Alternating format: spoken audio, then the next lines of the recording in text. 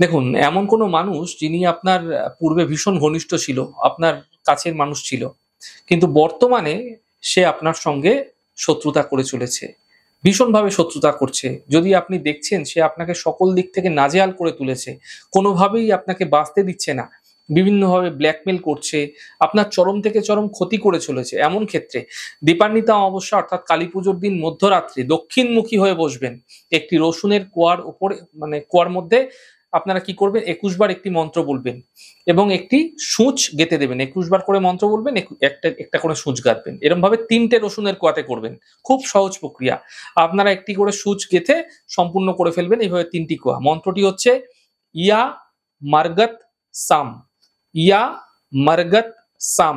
এই মন্ত্রটি ২১ বার বলা হয়ে গেলে একটা করে ছুঁচ গাঁথবেন। ৩ টে এরকমভাবে রসুনের কোয়া কমপ্লিট করলেন।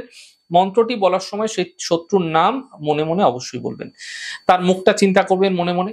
এই ছোট্ট মন্ত্র বলা হয়ে গেলে আপনারা সেই রসুনের কোয়াযুক্ত ছুঁচটি আপনারা একটি মাটির পাত্রে সামান্য নুন দিয়ে ভরে আপনারা কোনো অন্ধকার স্থানে রাত্রেবেলা রেখে দিন।